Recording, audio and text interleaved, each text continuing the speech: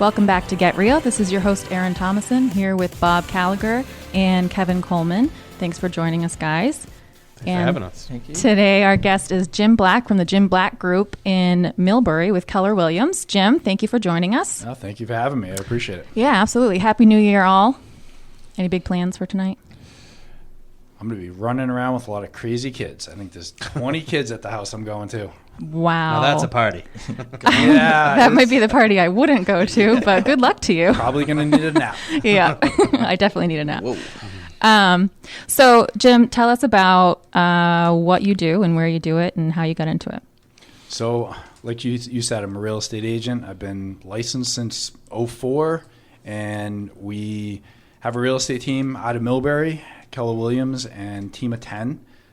Been a team since 2013. Okay. Grew from, back in 2010, selling 6 homes, and this past year we sold 212. Wow. It's quite the jump. Yeah, a little bit. Yeah. A little bit of a jump. Yeah. So where do you work primarily? So we're really from Springfield to Fitchburg to Framingham into Northern Connecticut. So we cover a pretty large area, and we have people located strategically in those areas so we can make sure we service the clients there. Sure. So what do you attribute your jump from 6 to 200 plus?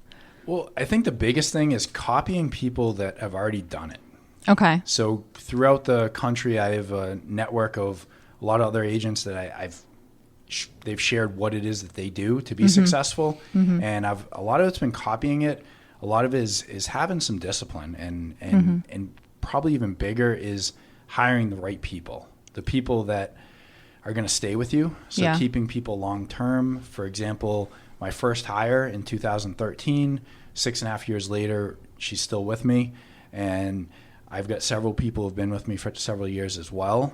So that's actually helped greatly, because if you're constantly hiring new people and training them and then hiring new people and training them, you're never going to gain any traction. Sure. Now, how do you have a team of 10 currently? Yes. And I think you mentioned you have 5 support staff. So tell me how that works. So, 5 agents, including myself. I'm one of those 5 agents still out there selling a ton of houses. So we have a transaction coordinator, director of operations, who right now is one person. Okay. We have a listing manager. We have a assistant transaction coordinator. We have an inside sales agent, and we have a showing agent as well, and somebody who's actually doing running for the team. So there's a couple people that have dual roles there. I think the biggest thing is agents should be out there meeting with people and talking to people. Their strength zone is not typically paperwork.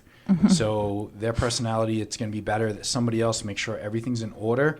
We use certain tools, and we have somebody doing compliance for us. So they're looking at, making sure everything is in check. And you want to make sure that that's happening when you're selling your home, that somebody's actually making sure all the paperwork's in check. Because, again, real estate agents, that's not their strong suit. Yeah, I've heard a lot of agents actually say that. Like, they wouldn't be nearly as successful without their support team. So I do think that's important. The other benefit of that probably is that somebody's available pretty much whenever you need them, right? I think one of the biggest advantages to a home seller is there's a sign in your front yard that has a phone number on it, and you know that somebody's answering that phone. Because if I'm sitting at your kitchen table and we're talking about your home, I'm not answering the phone. Right. Well, who's answering the phone if your agent is working as a solo agent? Nobody. Yeah. So it's really important that you're capturing those people when you're there. And like you said, if I go on vacation, do you want your home on vacation? Probably not. You actually want your home sold. Right. So the availability is definitely a big piece of that. What other things should sellers and buyers be asking when they're hiring an agent? I think one of the big challenges out there is, as a homeowner, it's really tough to differentiate between a professional that's selling 60 homes a year and somebody who's selling 6. And the importance of somebody who's selling the 60 is they actually have the experience to deal with whatever challenges are there. And the second piece of it is, what is it that they're actually doing to sell your home? Are you asking the right questions? Are they taking photos with their cell phone? Are they bringing in a professional photographer? Are they just, going ahead and telling you everything's all set, or are they having a stager come in and give you a consultation to make sure that you have every room set up the right way? Do they know the market well enough to help you price your property to actually get it sold, or are they going to, just let you decide what the price is and take a chance of you losing a ton of money when you go ahead and price it improperly? Right. So the other piece is, a professional that's actually going to go ahead and know how to negotiate properly and get you the most money. And that's going to be crucial. So really asking them, what are their numbers? Like, they should know, compared to the market that's out there, what is their average list price to sales price ratio, their original list price, and how quickly are their homes selling compared to other homes in their market?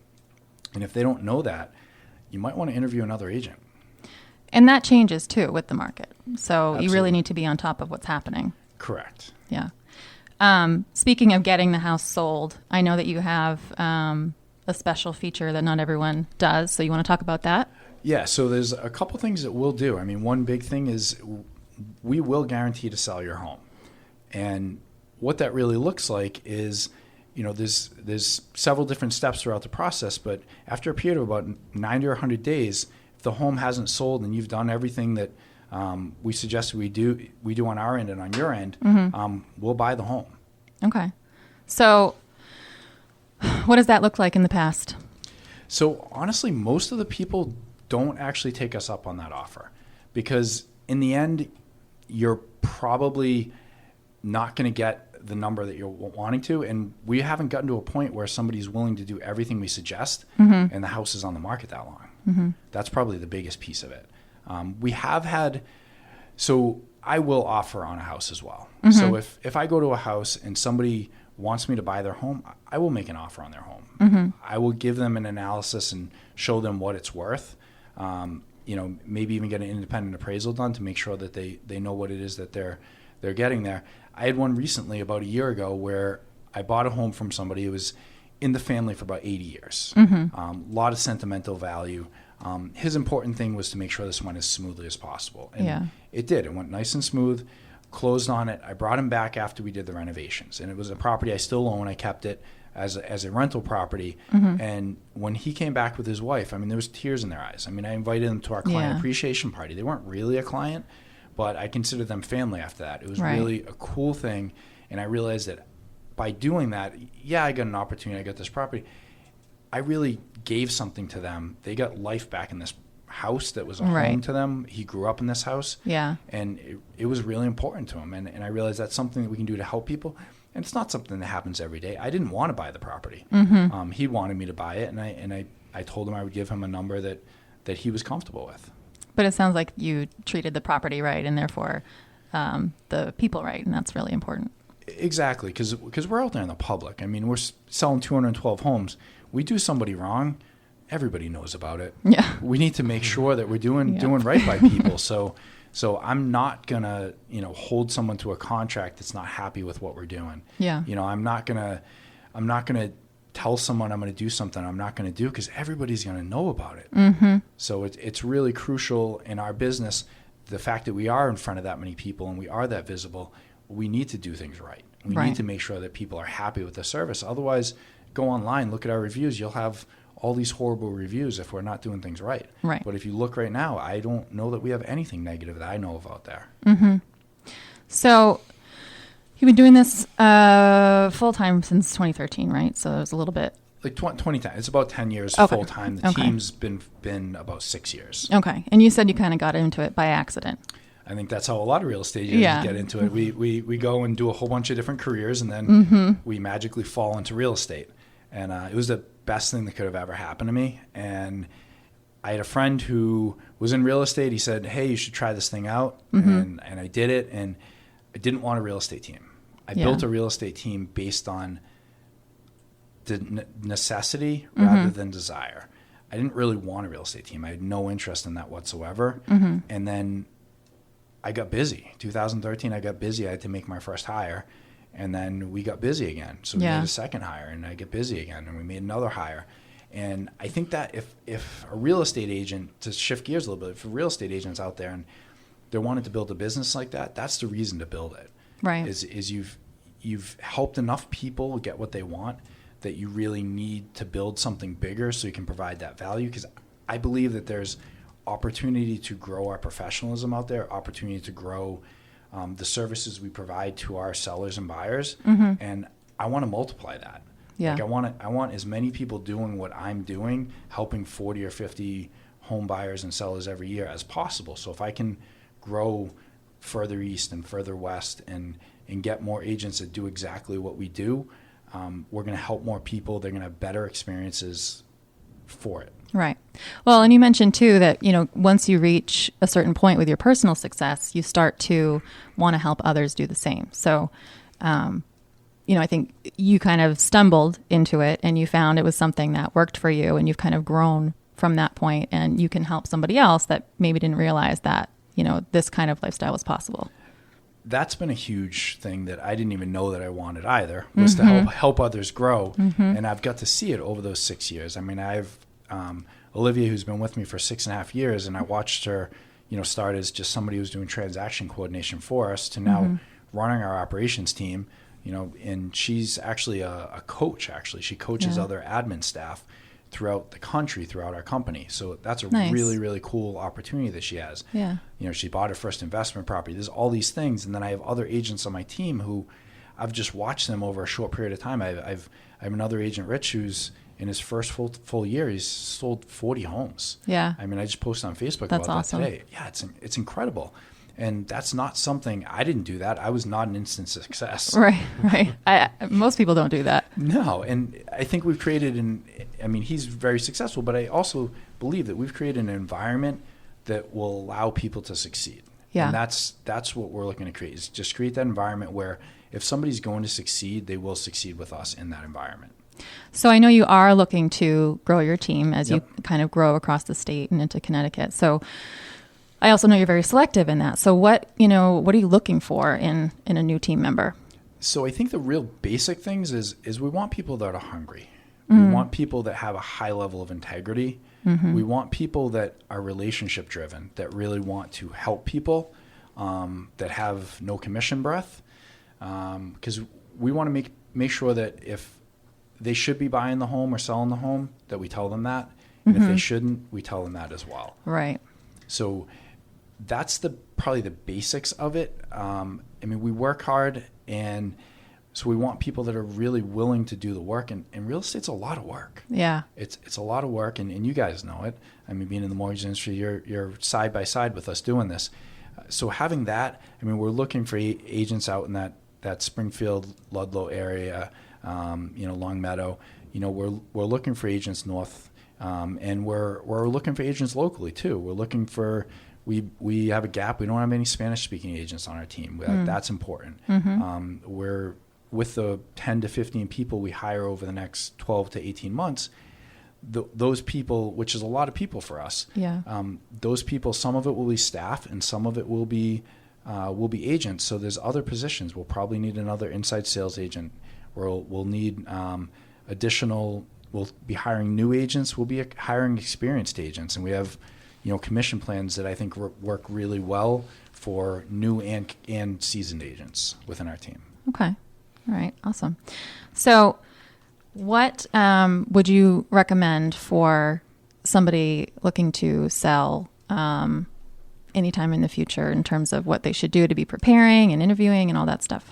So I think one of the most important things I tell people that I talk to say today is if you're looking to sell in the spring, we need to meet next week. Right. Because I'm not coming out with my cell phone, taking pictures and posting on the internet tonight. I'm going to come out, I'm going to go through, I'm going to tell you what you need to do to get your house ready. I'm going to have my stager come out and tell you in a little more detail, what color you're painting that room and things like that. And if you want to sell it as is, we'll give you a price that's as is as well. But if you want to get the most money, I would say you're probably looking 3-4 months out if you're thinking about selling your home. So today is the time to really be meeting with somebody. Yeah. And just making sure that person is taking a consultative approach like that and not just trying to get the house on the market today because they need to pay their mortgage in a couple months.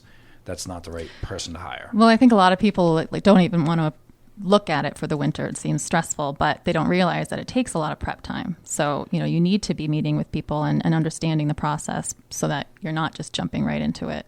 You come got to love spring. when people call you in April and say, hey, I want to get my house on the market for the spring. Right. Yeah, and it's the spring's already started. I mean, the Yeah. spring's not April. The spring's what, February, March. That's really. And I had a conversation with somebody today. They were saying April, May. I'm like, that's not really the spring. That's No, Yeah. That's late. very late. So let's meet in January. I talked to him today. I said let's meet mid-January because that makes more sense. If you're thinking March, let's meet in a couple weeks. Right. So before we get too far, because we're just about out of time here, if you're interested in buying or selling or becoming part of the Jim Black Group team, the number to call is 508-365-3532. That's 508-365-3532. Now, Jim, I know that you're primarily in the Worcester area right now. That's where you've been, Yep. for the last several years. So tell us what you're seeing right now in the Worcester area. So Worcester is a hot market. I think you don't have to be in real estate to see what's going on there. Yeah. Multifamilies, I know the other day we were looking at, it was only 31 multifamilies. That was 2 families and up for sale in Worcester, Yeah. which is crazy. And the Right. price points that they're at now. Oh, and still really compared low. to even 5 years ago, it's The demand is ridiculous right now, and we're having to get very creative. I mean, we're having to. There's a lot of sellers that don't want to put their houses on the market for fear that their tenants will move. So we've actually created a network with other agents of houses that people want to sell but they don't want to put on the market, so we can actually get those buyers a house. So there's a lot of creative things that are going on out there, which is something that we can offer to people as well. Yeah. Is the ability to possibly find some off-market stuff because the inventory is that low, and we're seeing it with single families too. I mean, ever since we started talking about things like the Woo Sox coming in, it just everything just started getting a little crazy. With all the you walk around downtown, if you're from Worcester, it doesn't look the way it looked 10 years ago with all the restaurants and shops. You really, it's really becoming a really beautiful place that people want to be. And I see a lot of growth. I see a really strong year. I see a very low inventory, frustrating year for buyers. Yeah. And a year for sellers where even though you can pop the house on the market and sell it in a day, hire the right agent that's going to get you the most money for the house and come up with a creative approach to make sure that you get the highest price by getting the most bidders on the property. Got it. Well, I think we're out of time, but Jim, thank you so much for being with us today. If you are looking to buy or sell your home, call Jim Black and the Jim Black Group. And thank you so much. Have a good one.